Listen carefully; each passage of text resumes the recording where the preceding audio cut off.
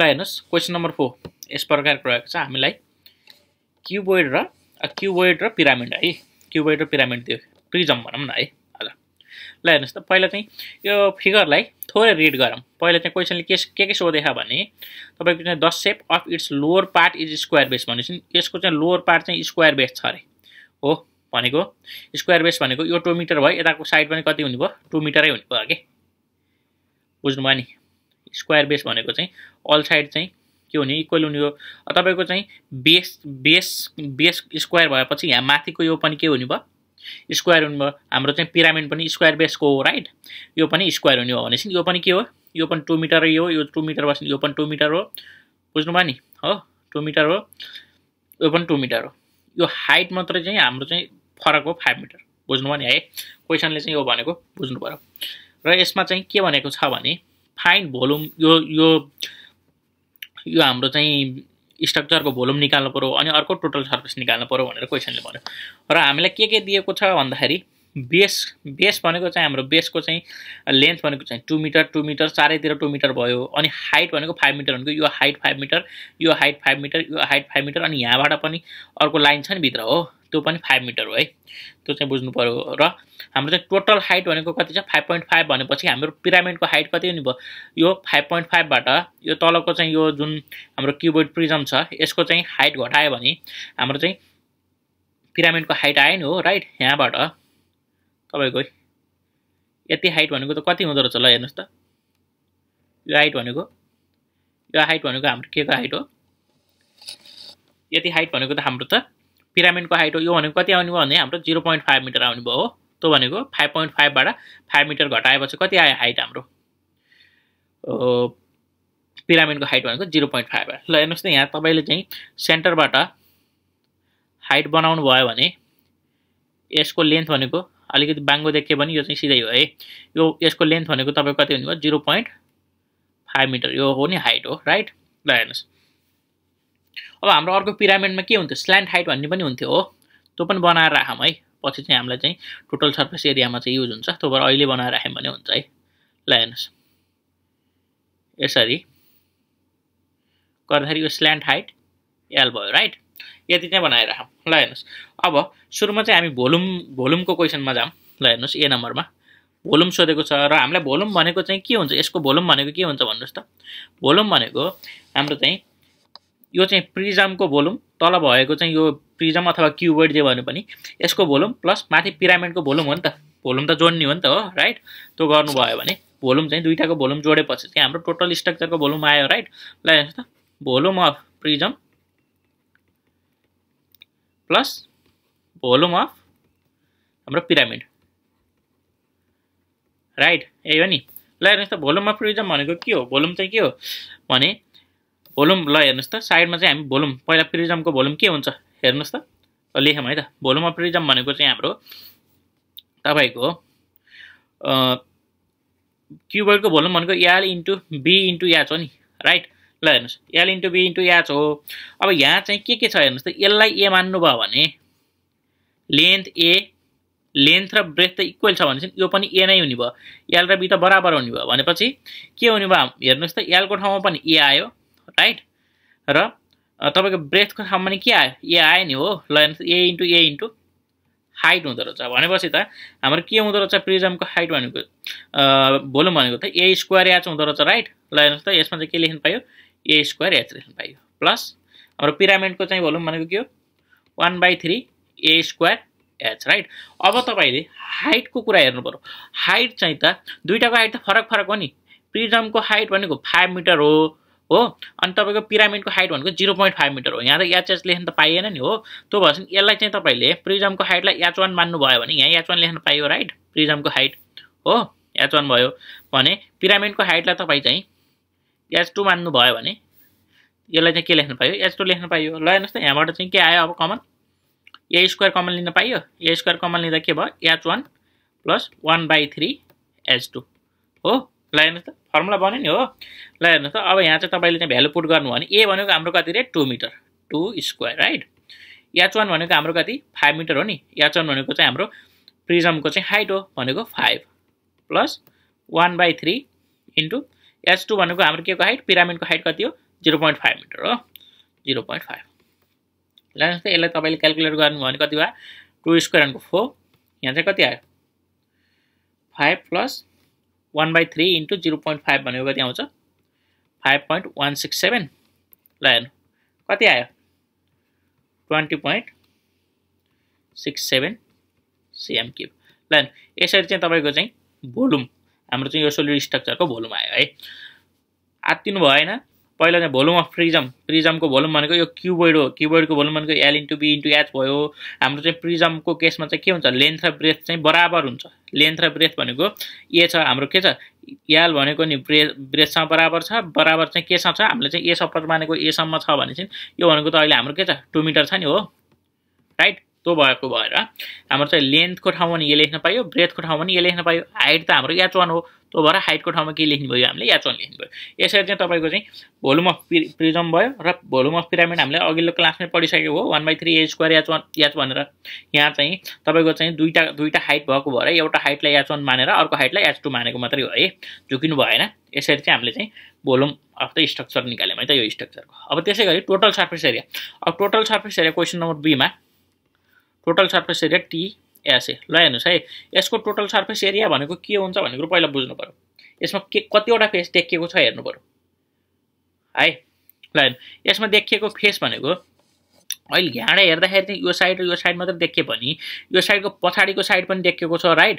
अनि यो यताको साइडको अपोजिट साइड पनि देखिएको छ अनि फ्लोर पनि छ नि त भुइँ पनि छ नि त हो राइट भुइँ पनि भयो यो बीचको भाग त यो बीचको यो जुन भाग छ यो त पिरामिडले छोप्दियो माथिको पिरामिडले छोप्दियो किबोर्डको माथिको भाग त छोप्दियो भनेपछि हाम्रो चाहिँ टोटल सर्फेस एरिया के हुँदो रहेछ त भन्दाखेरि यसको बेसको एरिया राइट बेसको एरिया अनि यसको ल्याटरल एरिया हो किबोर्डको ल्याटरल एरिया ल्याटरल भनेको चारवटा भित्ता भयो नि हो चारवटा भित्ताको एरिया अनि तलको चाहिँ भुइँको एरिया हो भुइँको एरिया प्लस चारवटा चाहिँ भित्ताको एरिया प्लस यो माथि चाहिँ हाम्रो के भयो पिरामिडको चाहिँ लेटरल एरिया भयो नि लेटरल सर्फेस भयो नि लेटरल सर्फेस सबै चारवटै ट्रायंगल देखिएछ नि त्यो चारवटै ट्रायंगलको एरिया भयो भने हाम्रो के आउँदो रहेछ टोटल सर्फेस एरिया आउँदो रहेछ बुझ्नु भयो नि है भनेको के हुने भयो ल तलको चाहिँ बेसको एरिया हो बेस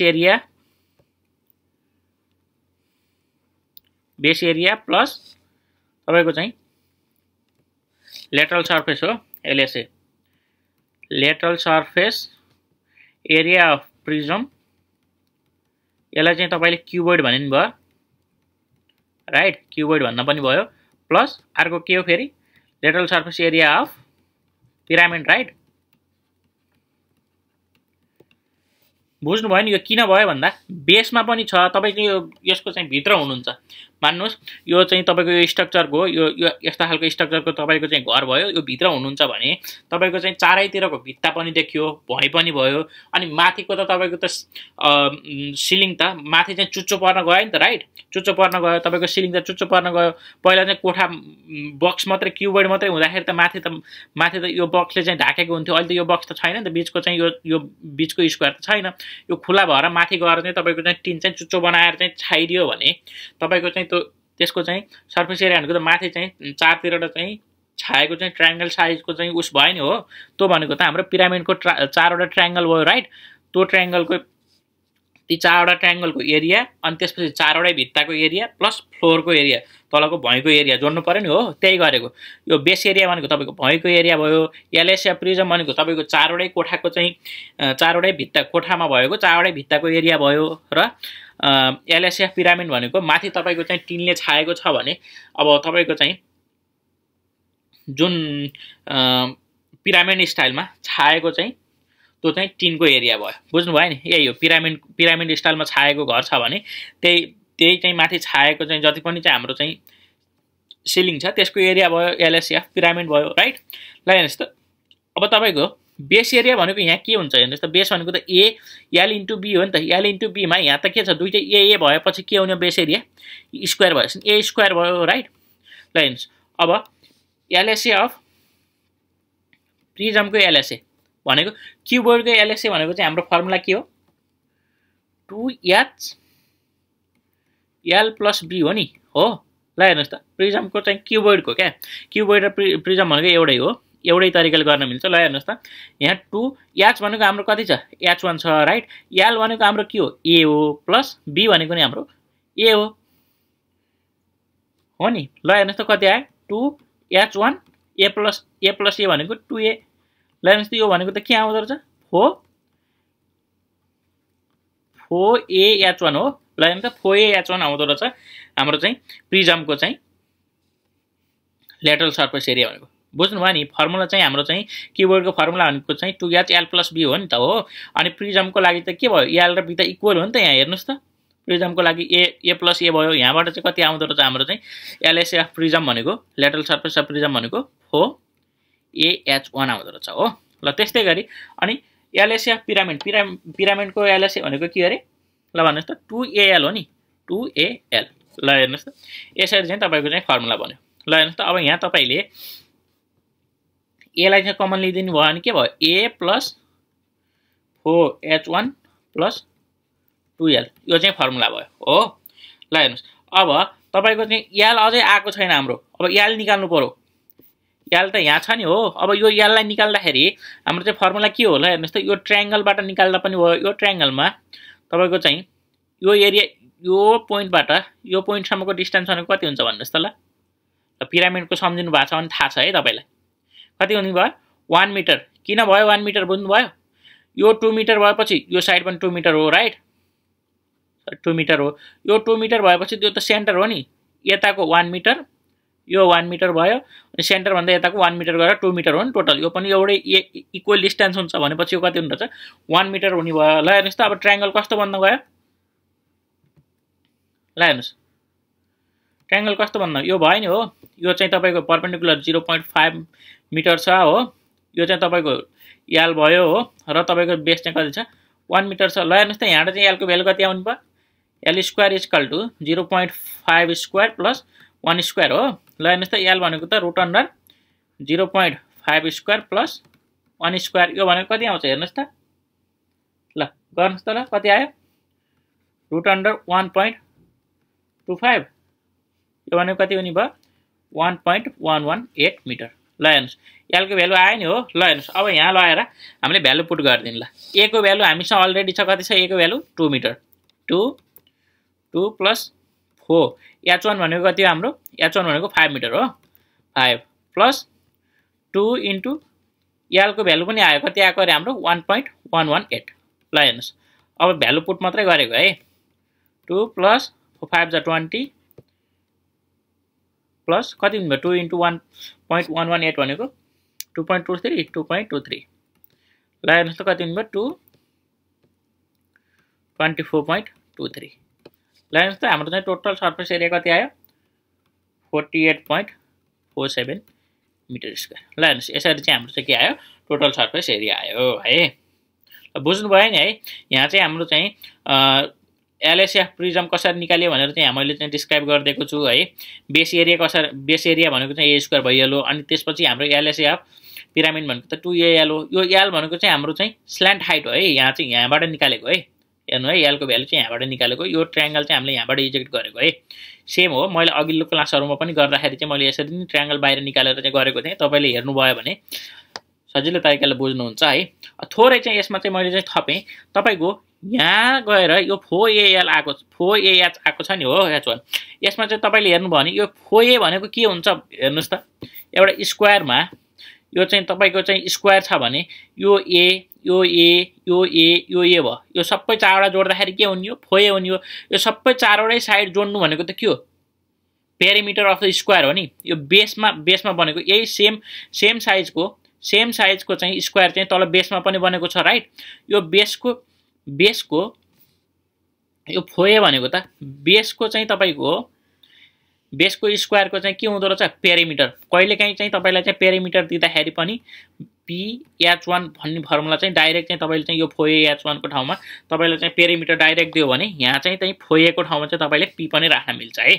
पेरिमिटर भनेर सिधै पेरिमिटर दिएको बेलामा चाहिँ तपाईले चाहिँ त्यहाँबाट पनि बुझ्नुपर्छ है।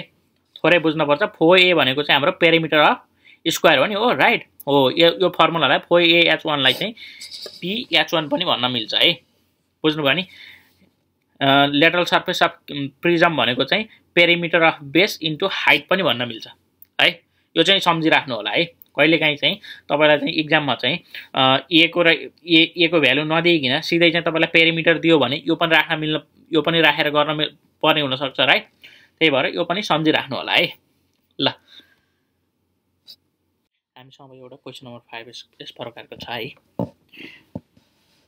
क्वेसनमा के भनेको छ हेर्नुहोस् त।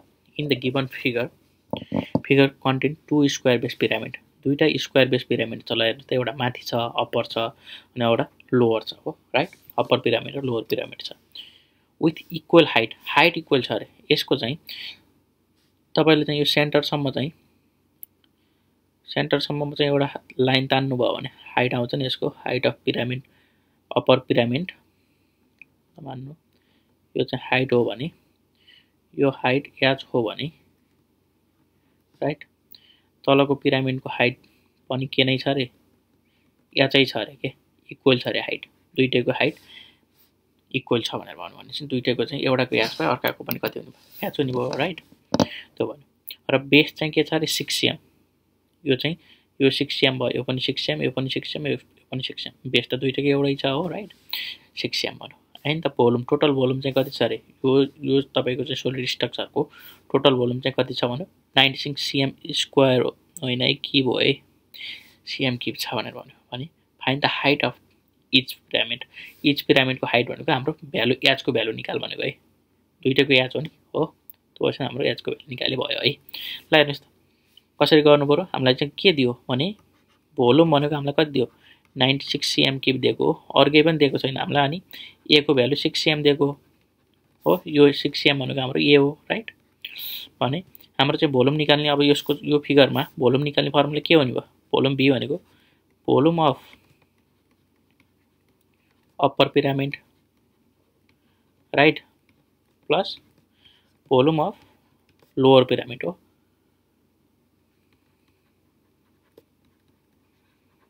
दुईटा पिरामिड छ, दुईटा पिरामिडको भोल्युम जोड्दै भोल्युम आयो नि हो। और हाम्रो भोल्युम कति छ 96 छ हो। भने भोल्युम अफ अप्पर पिरामिडको भोल्युमको फर्मुला के हो, भोल्युम निकाल्ने पिरामिडको फर्मुला त 1/3 ए स्क्वायर एच हो राइट। ल हेर्नुहोस् त यसमा चाहिँ एच भनेको त हाइट एचै हो, त्यो भएपछि नि एचै राख्न पाइयो। ए चाहिँ दुईटैको लागि सेम हो भनेपछि नि ए नै लेख्न पाइयो राइट। ल लोअर पिरामिडको पनि सेमै हुने भयो नि त हो। तपाईँको चाहिँ बेस पनि एउटै हो, ए नै हो, हाइट पनि इक्वल हाइट भने एचै भयो भनेपछि ल हेर्नुहोस् त अर 96 = यहाँबाट तपाईँले चाहिँ के गर्न पाइयो, यो जोड्न पाइयो। जोड्दाखेरि के हुने भयो 2/3 ए स्क्वायर एच हुने भयो राइट। जोडियो नि हो। ल हेर्नुहोस् त अब के हुने भयो, ल भ्यालु राखिदिनु अब 96 = 2/3 इन्टु ए भनेको त हाम्रो 6 को स्क्वायर इन्टु एच। ल हेर्नुहोस् त यहाँबाट चाहिँ एच भनेको के आयो, एच = सबै यता जाँदा के हुने भयो 96 × 3 / 2 × 6 स्क्वायर भनेको 36 राइट। यहाँ एचको भ्यालु कति आयो 4 सेन्टिमिटर। यति हो, तपाईँलाई हाइट मात्र सोधेको सक्यो के।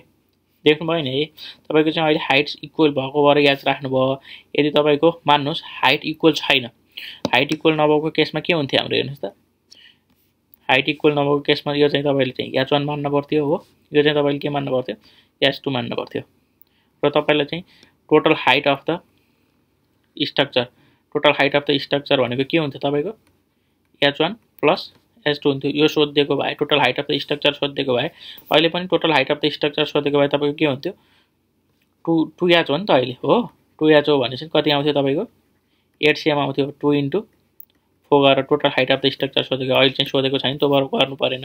यदि चाहिँ सोध्यो र हाइट चाहिँ तपाईँको चाहिँ फरक छ भने फर्मुला यही भयो 1/3 ए स्क्वायर एचको ठाउँमा h1 हुनुभयो माथिको पिरामिडको लागि भने तलको पिरामिडको लागि 1/3 ए स्क्वायर h2 हुने भयो राइट।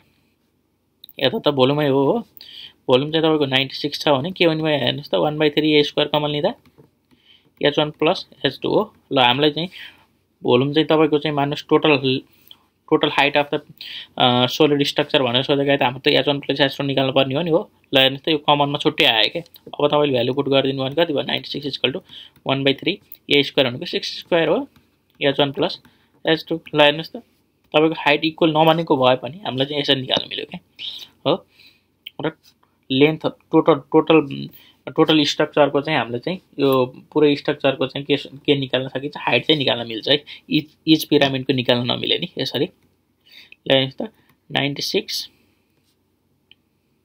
into 3 divided by 36 हो equal to h1 plus h2। यताबाट के आयो हेर्नुहोस् त, h1 प्लस h2 हाइट भनेको कति आउँदो रहेछ हाम्रो 8 सेन्टिमिटर आउँदो रहेछ।